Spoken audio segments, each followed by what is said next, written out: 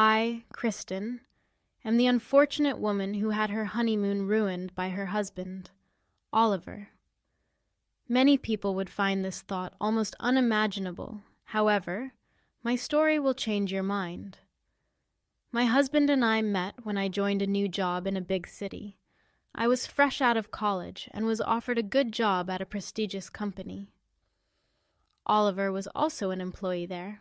I later learned that he was the son of the owner. His mother, Bonnie, was kind of my boss.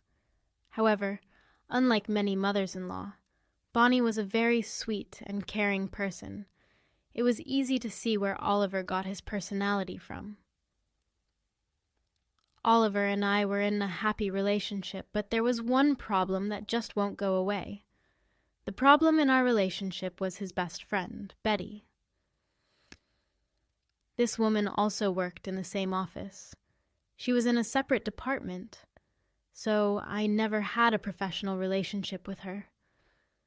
I got to know about her from Oliver. To be honest, Oliver had all the nice things to say about her. Naturally, I was excited to be friends with her. But when I met her, I was shocked. She was an absolute witch. She said, "Hi, Kristen. So you are Oliver's latest love interest. Look, you are nice and all, but it's important you know your place." "What do you mean, Betty?" "All the girls before you have never tolerated me. Me and Oliver have been close since childhood, and our beautiful relationship made everyone jealous. Of course, he always chose me over them, so I should warn you about offending me to Oliver. I will always come first. Kristen, Betty is my best friend and always has been. I hope you two can get along. I value both of you a lot." Alarm bells were blasting in my head. However, I chose to ignore them. Oliver did tell me to get along with Betty, but he also said the same thing to her. However, I knew that this woman was bad luck, and I tried to keep my eyes open. Me and Betty never became friends. That was mostly because of her doing. I often invited her to hang out with me. However, she never wanted to go out with me. Instead, she preferred crashing my dates with Oliver. She showed up to our dates almost every time we were out. Oliver never sent her away or drew boundaries with her. Oliver and I had multiple fights about this.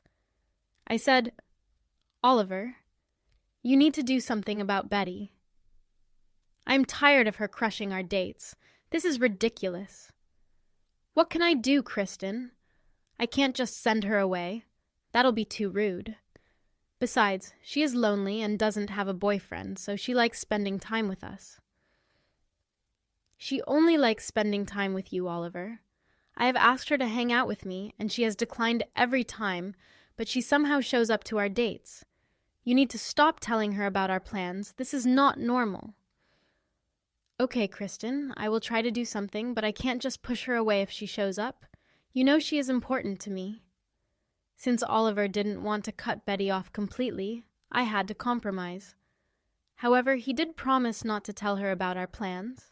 Betty's interruption stopped, but she got sneaky. Every time we were out and Oliver wasn't responding to her texts, she would call him and fake emergencies. Oliver, being the idiot he is, ran to her every time. "I can't begin to tell you how many dates she has ruined like this," I said.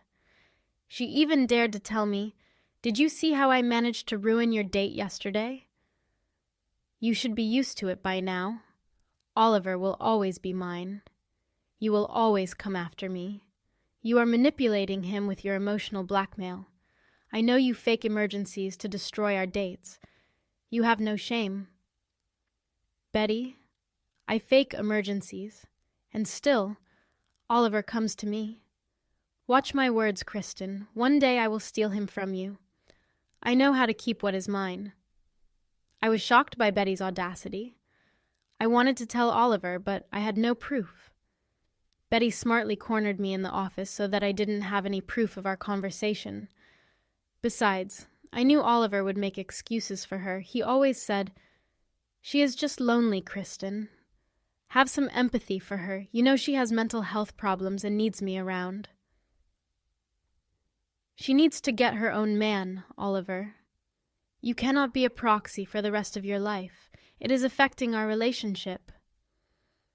"That is a mean thing to say, Kristen. I have been working on putting boundaries. I need time. This is all very new to me. If it was someone else, I would have left.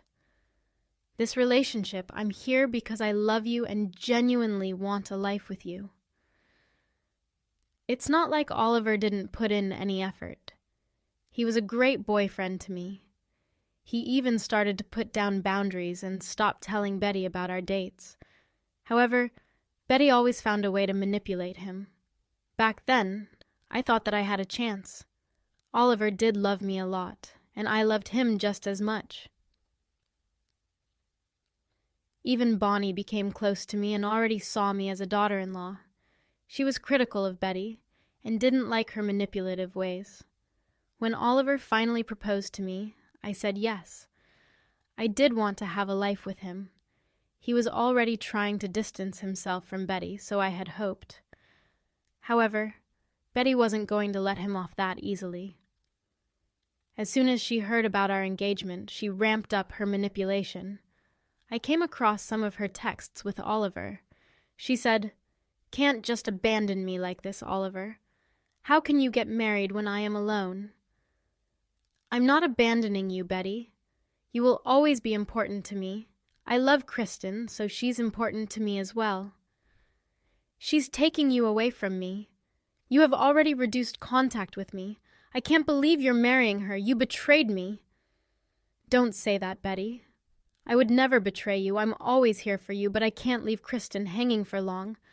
I want to have a family with her." "Yes, and I won't be part of that family. I can't believe you would do this to me. I'm already having panic attacks throughout the day. My mental health is in shambles, Betty.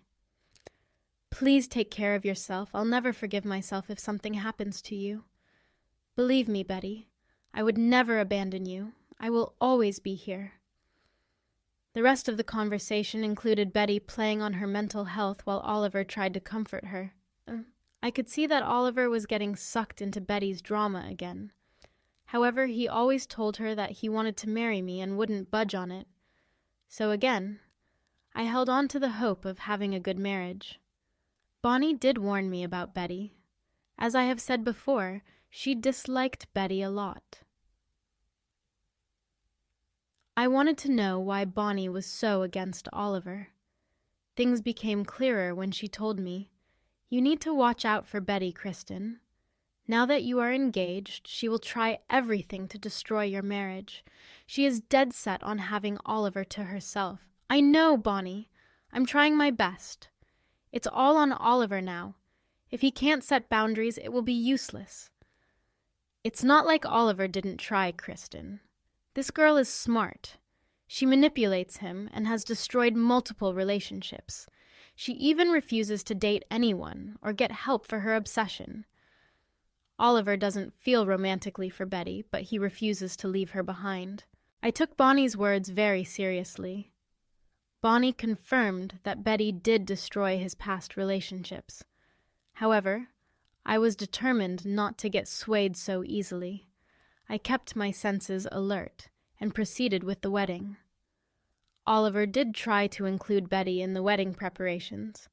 However, I shut that down quickly. After that, he handled Betty on his own. Bonnie also made it clear to him that she wouldn't tolerate him disrespecting me for Betty.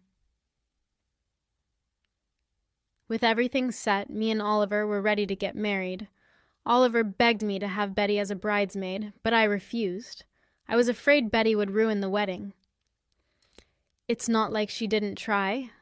On our wedding day, Betty showed up in a white cocktail dress. My stupid husband went and complimented her. Everyone stared at her in disgust.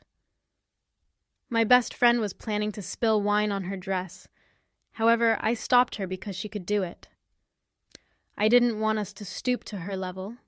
Watching Oliver get married to me was enough consolation for me.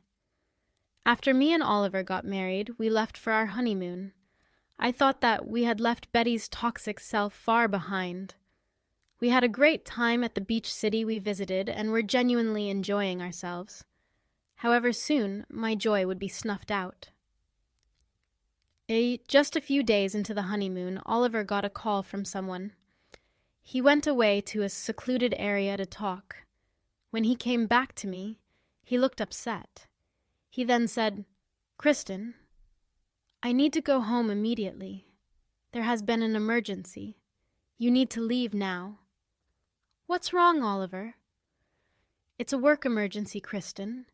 They need me back at the company immediately. I just got a call from the company." "But you are on leave. They know that." "Why are they calling you when there are so many people around?" "Because I am more experienced, Kristen. They don't want anyone else. Look, let me go back now. The hotel is still booked for 3 more days. You can just stay and enjoy yourself. That way we won't be losing any money." "But I want to go back with you. Do you want to leave me behind?" "Don't be ridiculous, Kristen. What would you do at home when I will be at work? We will lose a lot of money if you leave now. You stay here and enjoy the honeymoon." "Yes, my husband wanted me to have a honeymoon by myself. The work emergency couldn't be avoided, and he had to leave the next morning.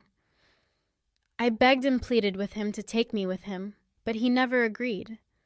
That's when I knew something was seriously wrong. I've been with him for years and easily knew that he was hiding something.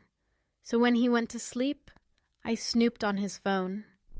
Lo and behold, he never got a call from work. It was Betty who called and told him to come home. How am I so sure about this? Well, I found some pretty damning text messages between them. For anyone wondering, no, there were no work texts between them. This is how the conversation went. "Oliver, please come back. I'm begging you. I can't be alone like this. You know I am lonely. And still you went off on your honeymoon for such a long time. I knew Kristen would steal you from me. I will be back soon. Don't worry. It won't be a long time. It wasn't possible to cancel my honeymoon, Betty. You know I would never leave you alone like that. Please come back, Oliver. I'm starting to get sick. I'm anxious, having panic attacks. If you don't come soon, I might end up hurting myself. I will know that you don't care about me at all." No. Please don't do that. Fine. I'll come back tomorrow if this is what you want. I will make it happen. Just don't hurt yourself." So this woman purposely tried to sabotage my honeymoon. And what does my husband do? He freaking cancels everything and decides to fly back to her. Guys, at that moment, I was done with Oliver. I realized that I will always be the third person in his life. He could never look past Betty and her needs. Even if he said he didn't love her, it was clear to me that he would always put her first. I was devastated. I loved Oliver, but he went too far. I was done being walked all over, so I made a decision. I was going to get an annulment, but I also decided not to make a scene about it. I quickly took some screenshots and sent them to me. Then I deleted any signs that I had sent myself the evidence. I knew I needed the evidence to get revenge. Also, I didn't want to leave Oliver any chance to twist the real story. I prepared everything and went to sleep. The next day, Oliver flew back home as promised. I intentionally stayed behind since I was already ready to get an annulment. I didn't bother begging to go back with him. Instead, I called my best friend and told her to come and spend the rest of the vacation with me. She immediately agreed, and I booked her flight the same day. What Oliver didn't stop to think about was the fact that his mother noticed everything. She casually called me at night and said, "Justin, why is Oliver back in the city? I saw him at the house when I was driving by. What is going on? Did you guys return early?" "No, Bonnie. It's just Oliver who went back. I'm still on our honeymoon." "I won't be coming back, Bonnie. I'll go straight to my mum's house when my vacation is up." "What? This is very confusing. What happened, Kristen? Tell me everything. Why did Oliver leave you there and come back before your honeymoon ended? He told me he had a work emergency. When I asked Oliver to take me home, he refused and said that I should enjoy myself. Nonsense! There is no emergency at the company. I would have known if there were any. Even then, no one would have called him back. Hell, he hasn't even been in the office today. That's because he lied to me, Bonnie. He went back for Betty. She begged him to come back and emotionally blackmailed him. Are you serious? He did do that again? Did he leave you for her on your honeymoon? Oh my God, Kristen, I'm so sorry. I have all the evidence, Bonnie. I'll send them to you once we are done talking. I'll be getting an annulment. I can't stay with him anymore. I understand, Kristen. Everyone asked you to stay with my worthless son, but don't worry. He won't go unpunished. I will take care of it. We talked a little more and then hung up. I knew Bonnie wouldn't let him go so easily. My plan was already in motion. I didn't care what happened to Oliver. In my mind, he completely deserves it. A few days passed, and I had a blast with my best friend. The day before I was supposed to return, Oliver texted me and said he can't wait to have me home. All these days that he was gone, I didn't get a single text or call from him. Probably because he was busy comforting Betty. I didn't even care anymore. I wanted to laugh at his stupidity. He thought everything would be well. The next day I flew back to the city and went straight to my mum's house. Oliver kept texting me and trying to get in contact with me. I ignored him throughout the day. When his calls grew frantic at night, I finally picked up the call. Oliver, where are you, Kristen? I'm worried about you. You haven't been picking up my calls. Are you okay? When will you come home? I won't come home, Oliver. I know why you left me on our honeymoon. There is no way I can overlook your insensitive acts anymore. What are you saying, Kristen? I was back because of work. There must be some misunderstanding. I have proof of your text with Betty. I know everything, and so does Bonnie. She is the one who confirmed that there was no emergency at work. Kristen, listen to me. You have to understand. I didn't have a choice. You saw the text. She was feeling very down. How could I leave her like that? She is my best friend. And I am your wife, Oliver. Oh, I was your wife. I should have come first. It wasn't even an emergency with her. You broke my boundaries within a week of getting married. I have no hopes for you anymore. I will be leaving, Kristen. Please hear me out. I love you and only you. I can't leave Betty because she needs me. There is nothing inappropriate between us. Please don't leave me. I don't want to lose you. Please, Kristen. You can try and tell that to other people, Oliver. Ask around and see who agrees with you. You know how inappropriate you have been. It's just that you want the best of both worlds. That won't happen anymore. I'll send the papers for the annulment. We are done. I hung up on him while he tried to beg to come back. No amount of pleading or begging would keep me with him this time. He realizes how much he messed up, and I knew he would be paying for his foolish deeds. And so will Betty. I had already sent the screenshots to Bonnie. She told me that she had plans of her own, so she called me and said that she is planning to fire both Oliver and Betty from the job. She didn't want the dude to work in her company or profit from her in any way.